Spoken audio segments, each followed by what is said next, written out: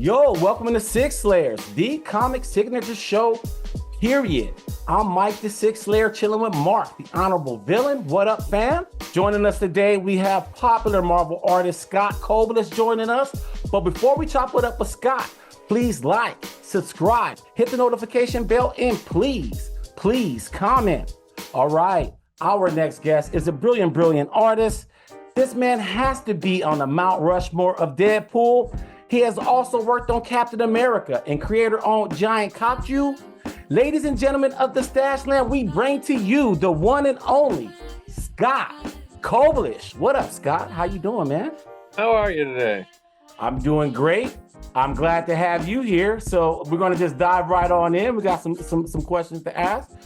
Since it's your first time joining us, Scott, I wanted to get your comic book origin story, meaning how did you get your first gig in pro comics?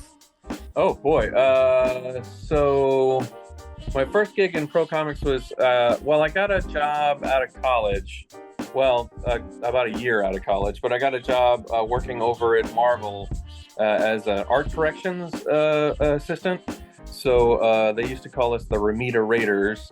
It was John Romita was my boss. So that's how I got my foot in the door at Marvel. And then I knew how to ink, which not a lot of other people knew how to do. It's not a skill that like a lot of people pick up easily. So I knew how to ink, and honestly, the pay as a art corrections guy assistant at Marvel was not enough to live on. So I started doing background inks for various books that a friend of mine, Keith Williams, was working on. And Keith was a great guy, gave me some background inking, gave me some tips, and I was able to make some extra money doing that. And then after a while, I kind of got a reputation around the office as somebody who could do inks.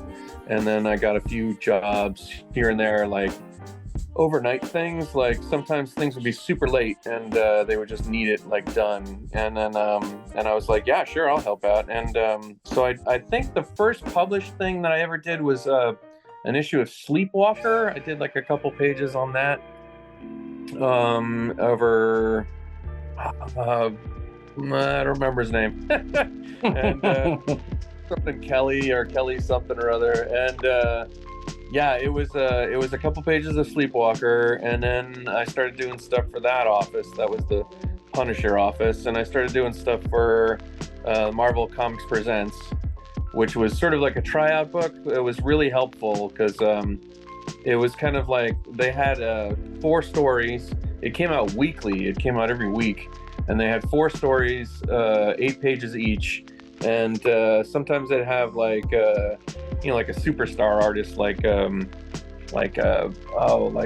Barry Windsor Smith to do like 8 pages, really slow, I guess, or something like that. So they would slot them in there. But for the rest of us, it was easy.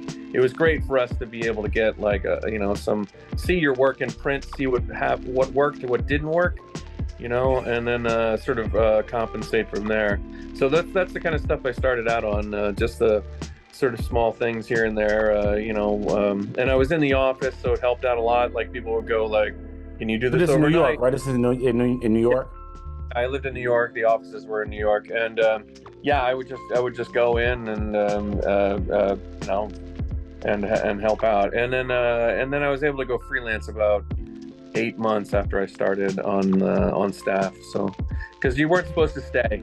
That was the thing. Like that job was like, it was supposed to be a rotating slot of like 3 people because they wanted to give new people a try, and if you didn't succeed, like they weren't interested in it. Like they were like, you'll succeed or you won't within a year. Do you know what I mean? So like I was out after 8 months.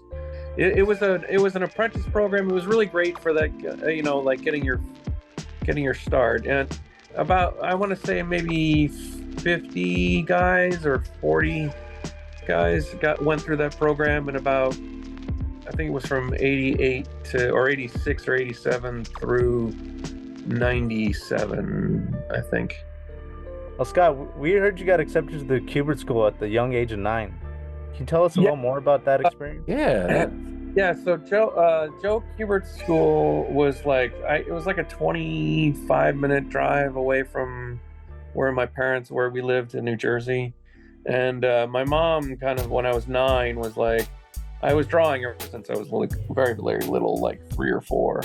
And my mom kind of was like, well, he wants to do this, maybe there's a school for it. And the Kubert school opened up just like maybe like 2 years before, 1 or 2 years before.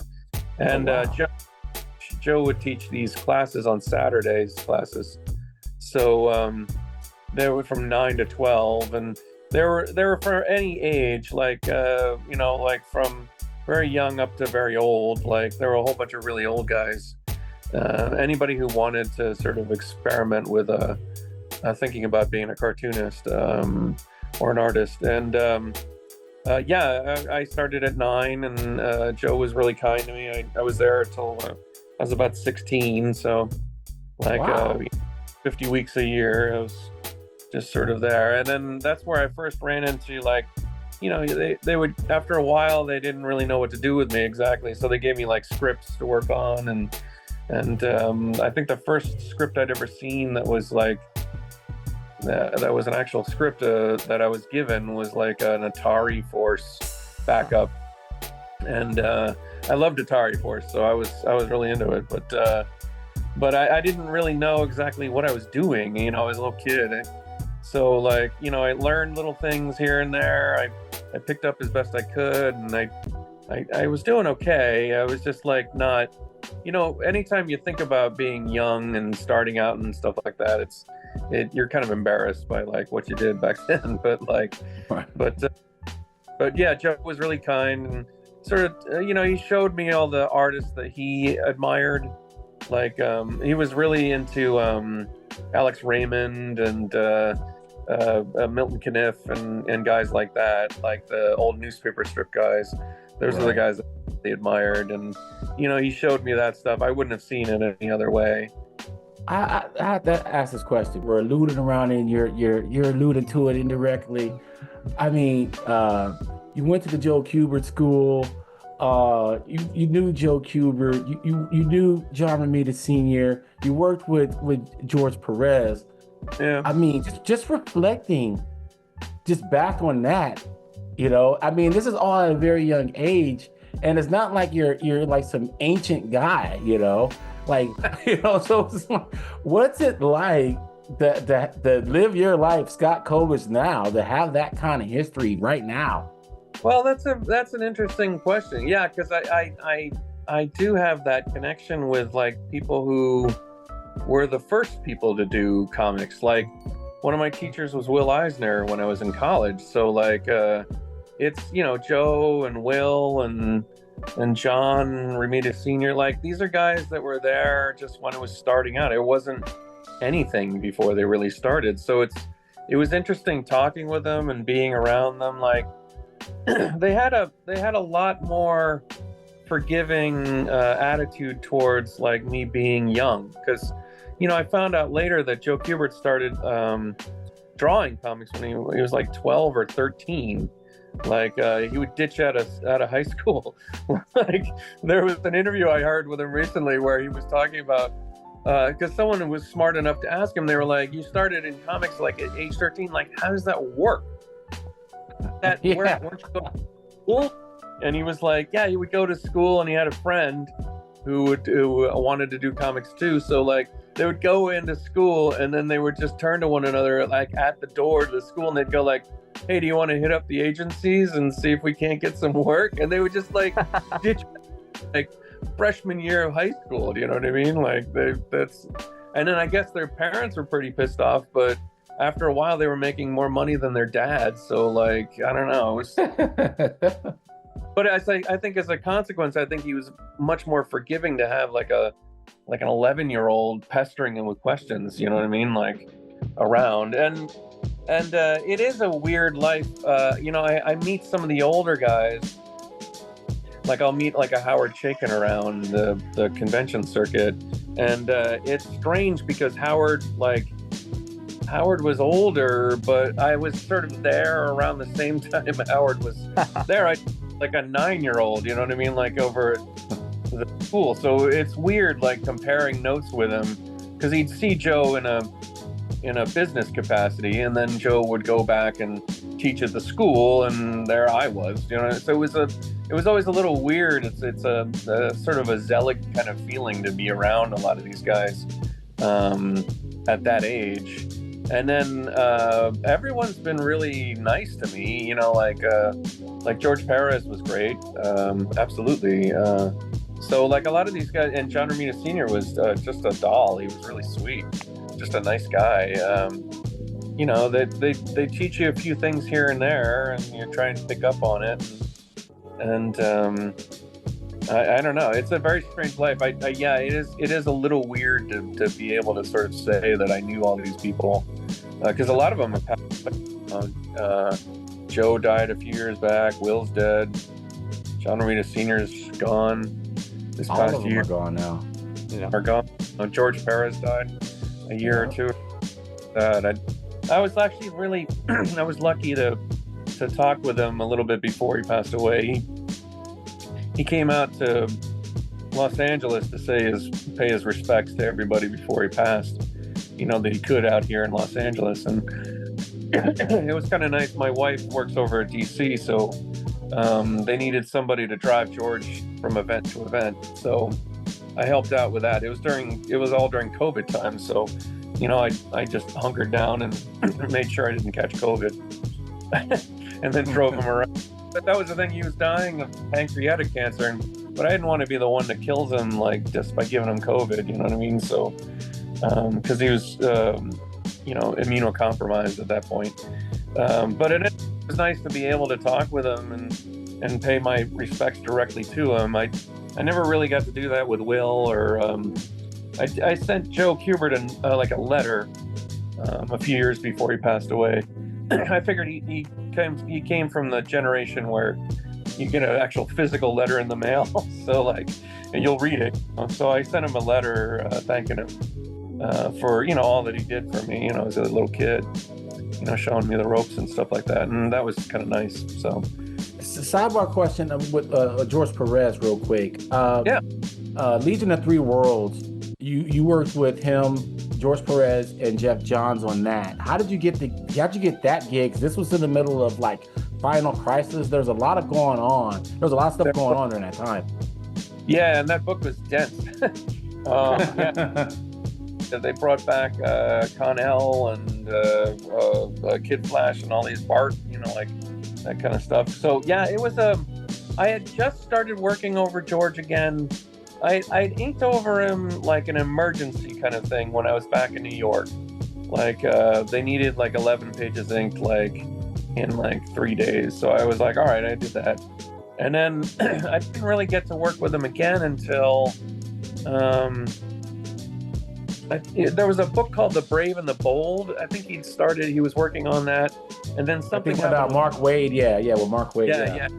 Happened with the deadline with the inker there, or something like that. So they reached out to me, and then I just put my back into it. You know, like I really tried to impress George, because I've seen I'd seen lots of inkers ink over him, and the stuff I was always impressed with was the stuff when he would ink himself.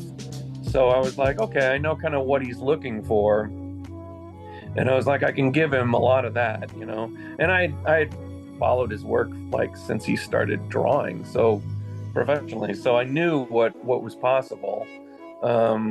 So I put all that I could into it, and then we did a couple issues of Brave and Bold, and then I think Legion of Three Worlds was the project after that. So I think they just kept me on.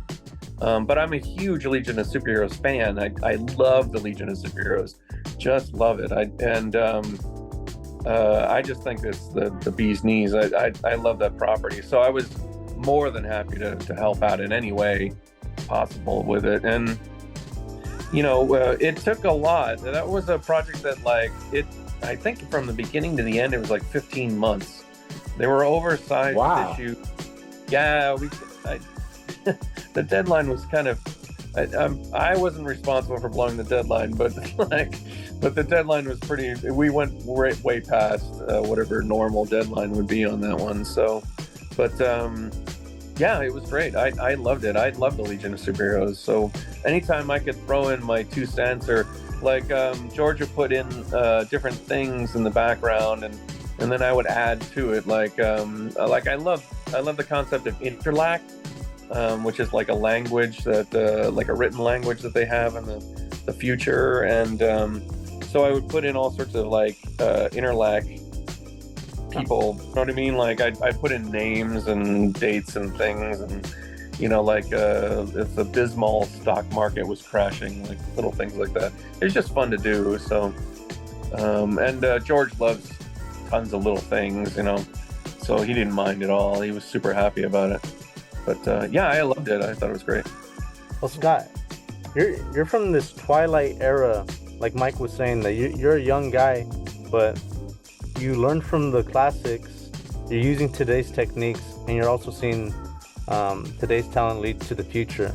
Yeah. I feel like you're in a unique position as far as the era you came up in. I guess that's true. Yeah, that's probably right. I not a lot of my contemporaries are still here, like in a weird way. Like a lot of these guys are either retired or they found some other job or something like that. Like they would find, they do storyboard work or animation and things like that. And there's certainly more money in those in those fields. But I just love comics. I've never really gotten it out of my system. I'm drawing today. I'm drawing a Flash, some stuff in a Flash annual. So it's super fun. Yes. Like draw. I love drawing. I love comic books. I like the pattern that you can build on a page. Because I know storyboards they're very close to what I do, but having that same frame over and over and over again is a little much for me. I like to be able to break up the panels or move things around, or like try and design. Like I've been working hard at trying to design like an image now, instead of just telling the story, like working a little bit more on the way that the whole page looks. It's something I've been kind of thinking about recently, that my storytelling is pretty solid. It's just that I want to try and get better at the design work. I'm not really great at that. So I as far as the things that I'm excited about, that's why I'm still here, is I get excited about like the stuff that I love to do. So, but yeah, a lot of the guys that I kind of came up with, Marvel had like a big collapse in the late 90s. Yeah. He had a big collapse in the late 90s, and then it took a while for it to kind of build back up again. It's never gotten back to the same level that it was in like 1992 or 91. Someone asked me why I still do comics, and it's just because that's who I am. That's what I do. Yeah. I don't have very much more to add to it than that. Piggybacking off of kind of this concept, process. Let's talk about workflow process. Are you traditional or are you digital? Definitely want to get your take on AI, because they're pushing it in all sectors of life, especially in corporate world. But I definitely want to get your take on AI in the comic space. Yeah, sure. So the way that I work is I'll do the initial stuff. I'll do a layout. Like I'll print out the script and I'll just sort of sit down with it at a coffee shop, and I'll make some notes. I'll make some scribbles and drawings and things like that. And then I scan that stuff in, and then I play around with it in the layout in Photoshop. So I kind of like it's like a mix. And then what I'll do is I'll print out everything, and then I'll just lightbox loosely what it is that I've figured out, and then I pencil and ink on boards with old 18th century tools, brushes and things like that, and then I scan it back in, and then I play around with it. So like once I've scanned it back in, I'll spend a little bit of time cleaning the page up, but then moving some things around, like if I'm not happy with where they are.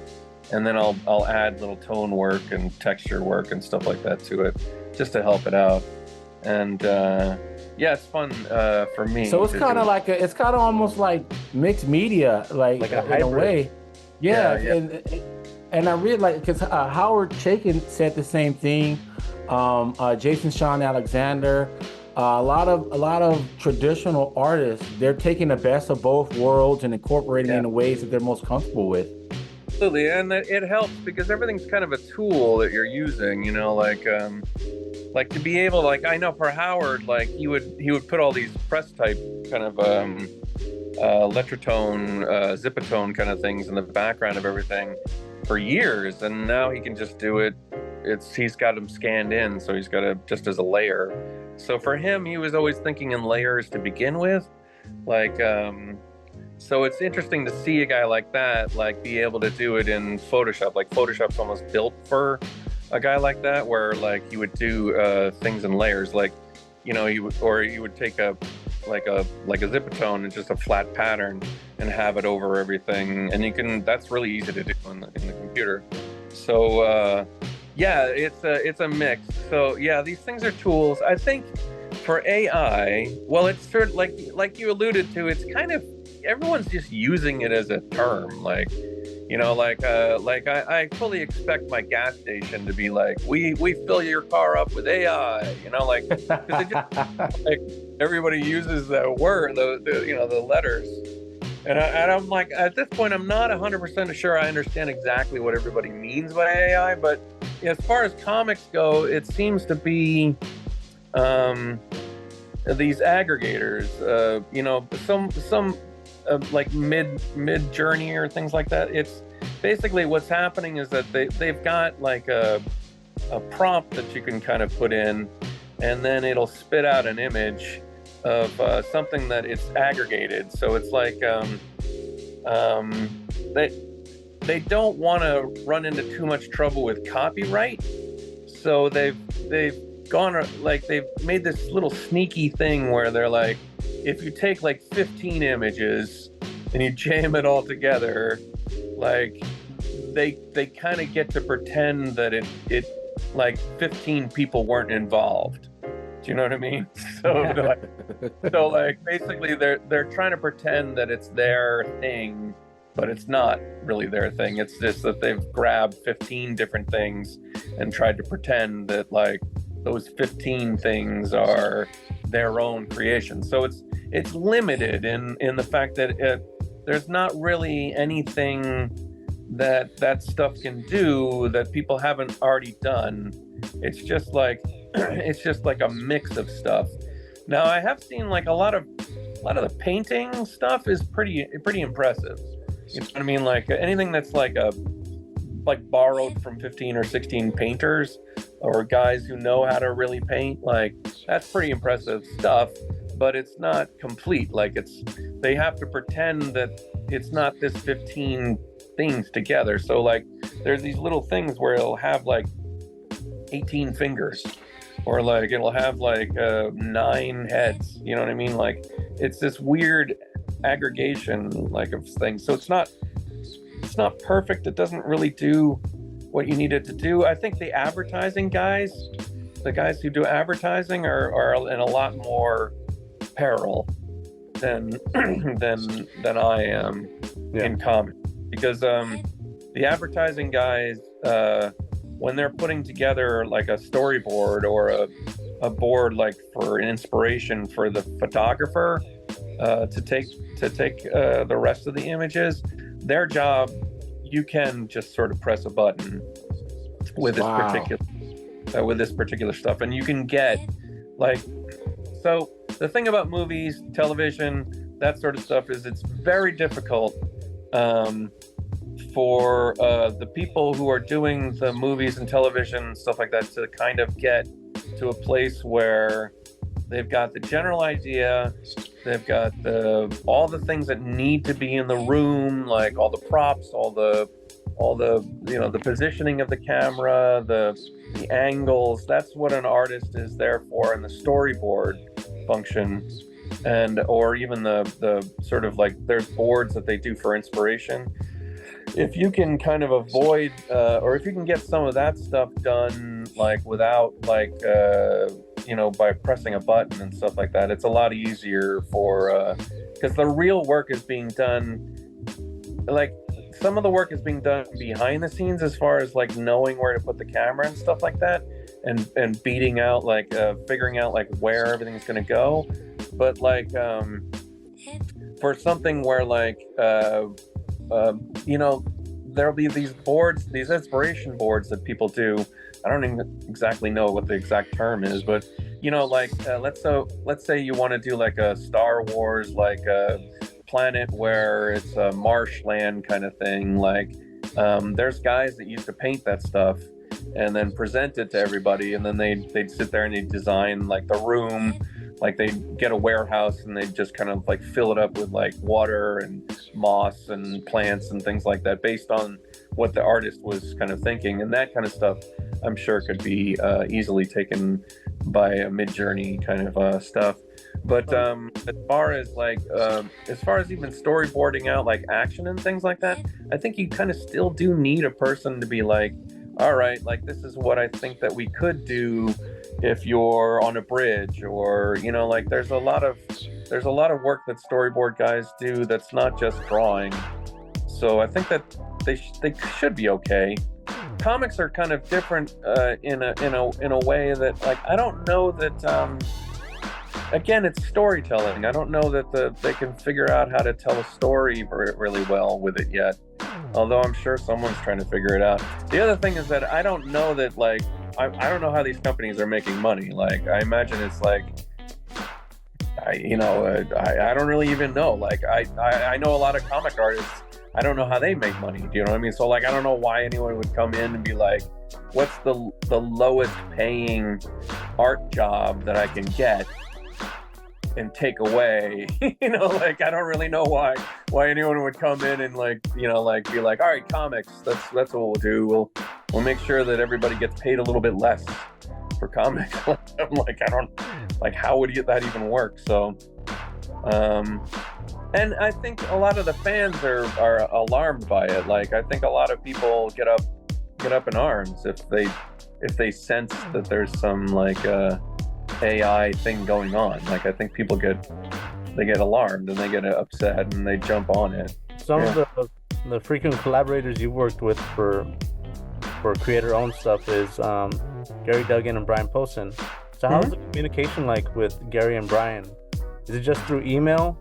Are you guys homies? Is it just like, We meet together. Like, yeah, even when we did the Scott McTiernan stuff, which was a Secret History of the War on Weed and Halloween Party and things like that. Like we would meet up like physically. Like, we'd get together in Brian's backyard and just sit and talk it out. Like, we had a couple rough ideas, and then like what happens is that they kind of go away and they come back with like just a generalized plot. Like, this happens, then maybe this happens, and this happens, and this happens, and then I kind of take that, and then if I want to add some things in, like I do, if I try not to take anything out, I try to just add things in if I can.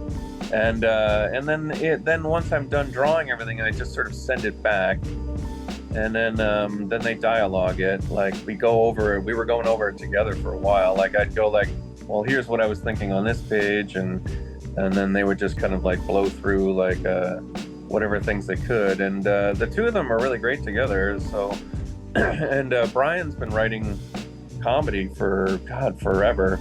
I think he was on Joe and things like that. So yeah. And Jerry's been doing a ton of writing for years and years now. Right. He's on still Iron Man and X-Men.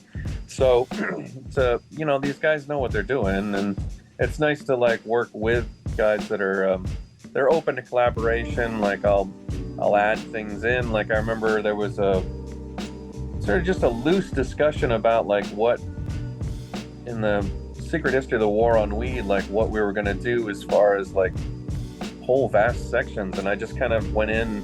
Like, Brian was saying that he wanted like some of the fight scene to be in a car garage, or a car, like a parking garage. Yeah.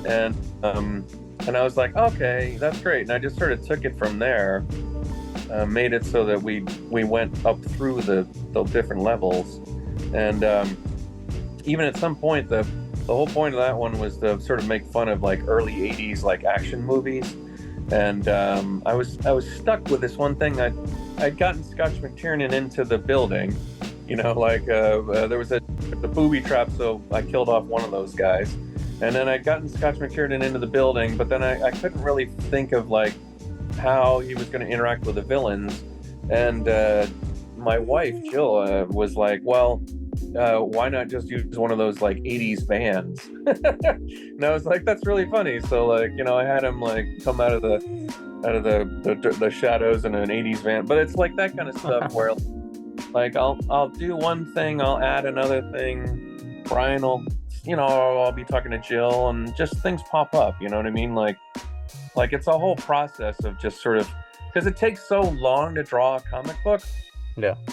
Gives you a lot of time to think, honestly. Like I'll be drawing a page and I'll just be like, I'm stuck in my chair for like 8 to 12 hours just drawing this thing, so I have nothing more to do than to think about what happens next, so like I'm like, all right, well, have this happen next, or maybe I can add this to this, so it's things like that. It's just fun. I love comics. I love the whole thing. So I love hearing your enthusiasm. You being such a seasoned vet and have this type of energy toward it is refreshing.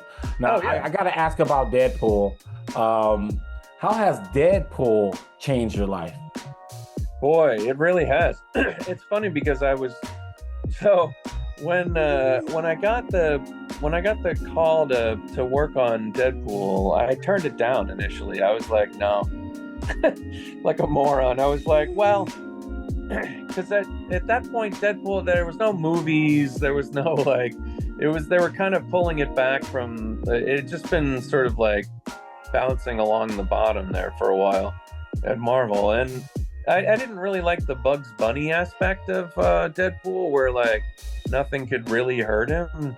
And so I was doing some storyboards for a friend, and then they called me and they were like, we'd love you to do this inventory issue of Deadpool. And I was like, well, no, thanks. And then I was listening to a podcast like a few days later, and Brian and Jerry were on the podcast talking about working on Deadpool, because they just started working on Deadpool. And I was like, oh man, I really like these guys. Like, I didn't know that they were the writers for it. So I wrote back to the editor like 3 days later, and I was like, hey, is that still possible? And he was like, yeah, sure. And I was pretty grateful that they hadn't given it to somebody else. But and then the script was great. I really loved it. So like I just kept going. There was a part of the story where one of the characters, or Deadpool, he's supposed to be pretending to be an 80s character in the story.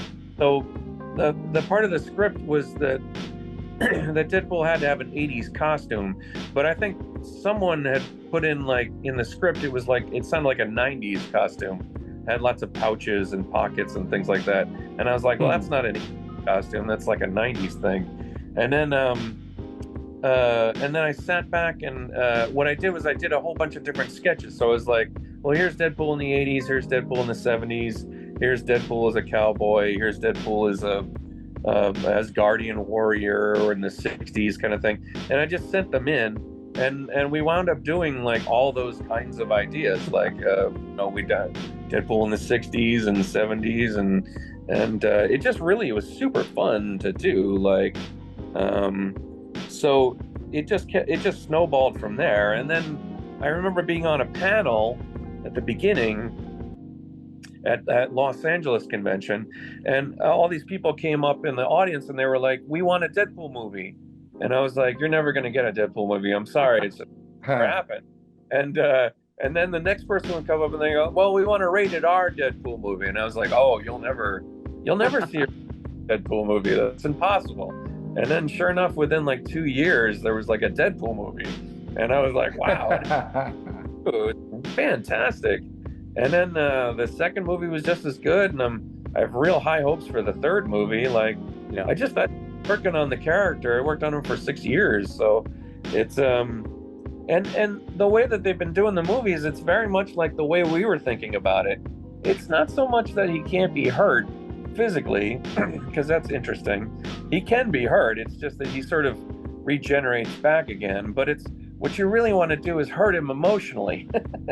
You know, like you really want to take the opportunity to just like torture the guy horribly.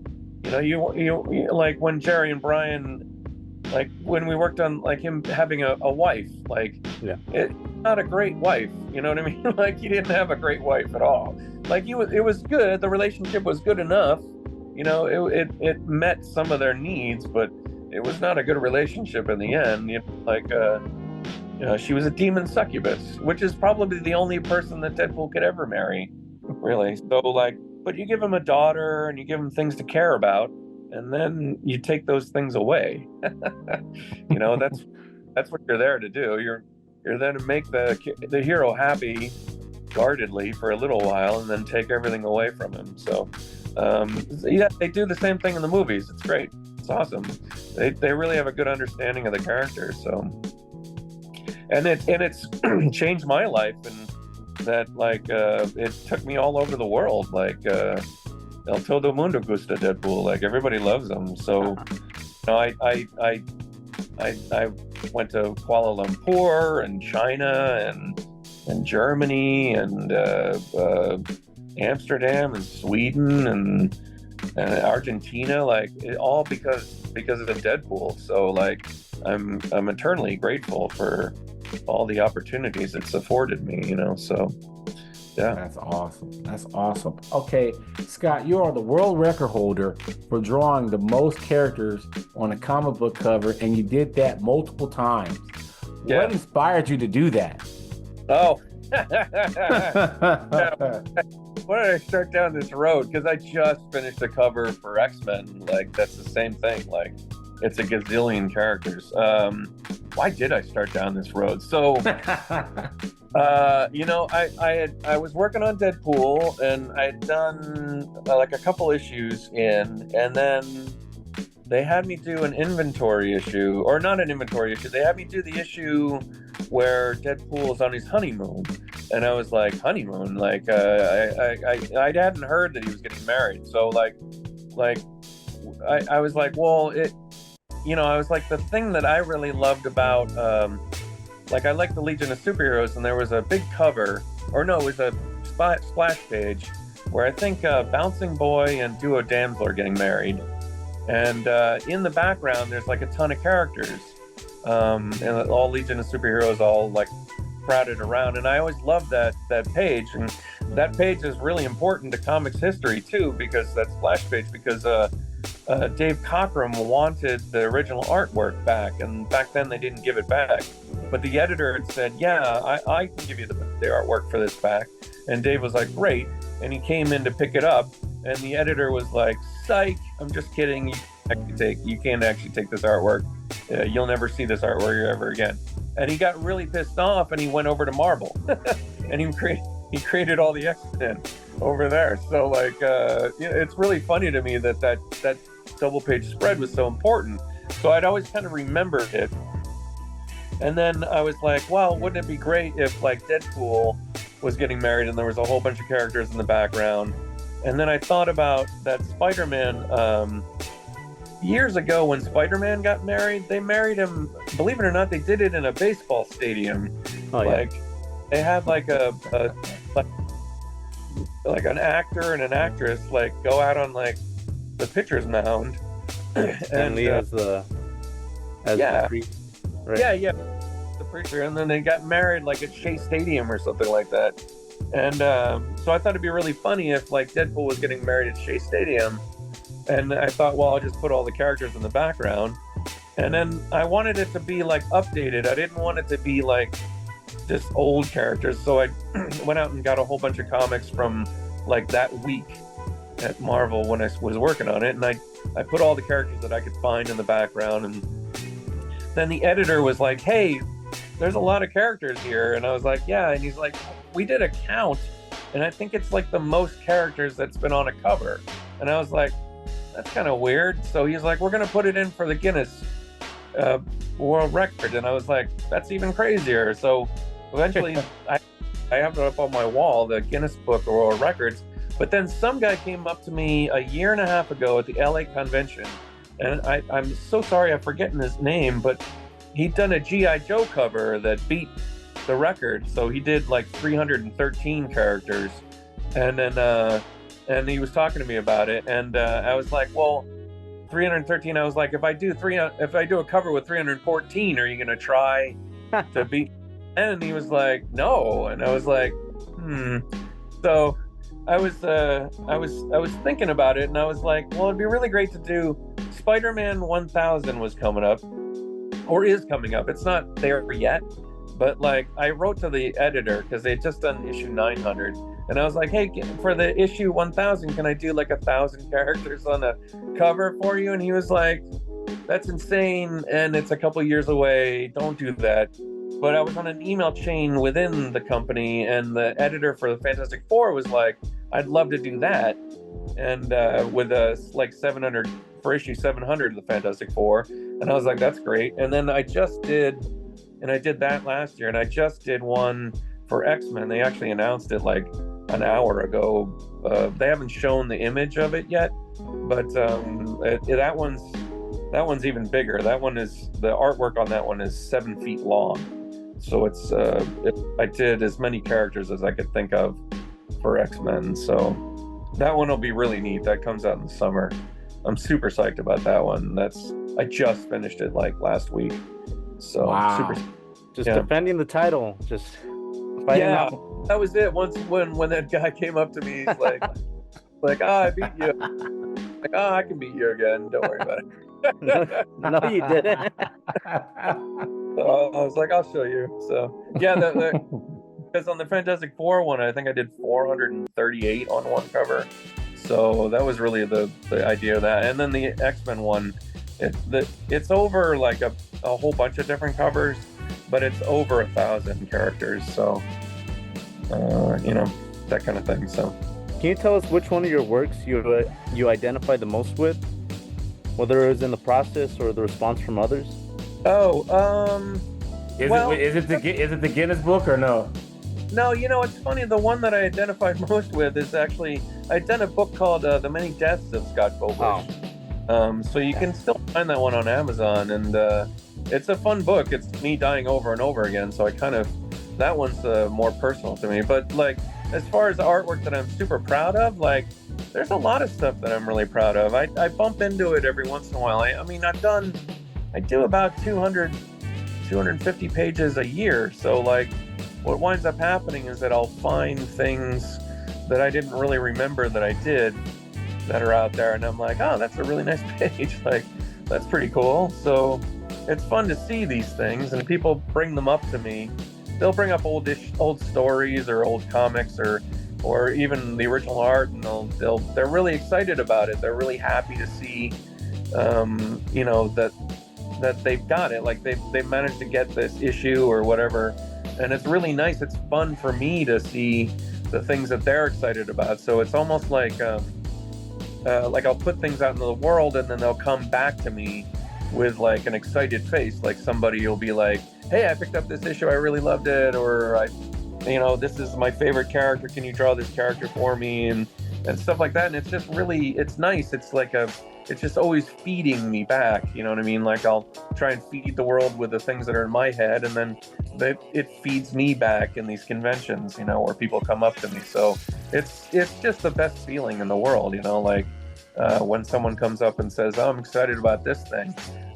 So I don't know that I have one specific thing that like, it's just like, I'm proud of everything that I've done, so that when it comes back to me, I'm okay with it. You know what I mean? Like, nothing's worse than being not proud of something. So like, bringing it up to you and going like, I found this, and you're like, oh, but no, I really stuff, I worked hard on it. So all right. Anyway. So last question, Scott.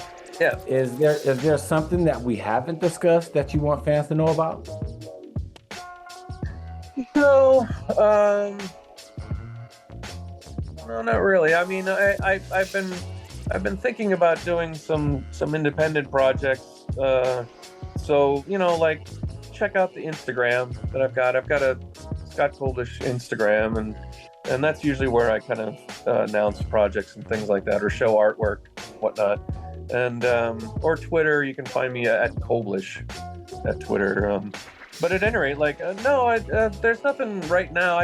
Like I said, the X-Men cover they just sort of talked about it, like in the solicits that just came out, but they haven't shown it yet. So I'm hoping that everybody enjoys that when it comes out. And then there's the Flash annual that I'm working on. That one's I'm super psyched about that one. I'm not sure when it comes out, soon, I think. And I did some stuff for J.M. DeMatteis. Oh, wow. Recently, and whenever they announce that Kickstarter, like, I'll jump on board with that and start talking about it. But it's little things like that. It's when I did that cover, the X-Men cover, it took me a long time. So it took me out of doing monthly books for a little bit. So, like, I don't really have anything along those lines to talk about, but the cover I'm really psyched about, because it's, like I said, it's 7 feet long. It's got over 1,000 characters on it, and it's over a whole bunch of issues. So, you know, it's pretty nuts. Wow. Well, that's big enough news right there. A cover where the artwork is 7 feet long, man. That's crazy. Scott, thank you so much for joining us, man. You always have a home here on the Sixth Layer Station, man. So we definitely want to have you back, man. Well, that's all for our show. If you like what you see, please subscribe and hit the like button. This is Six Layers. I'm Mike, speaking for Mark and Scott Koblish. We are out. Peace. 6 layers.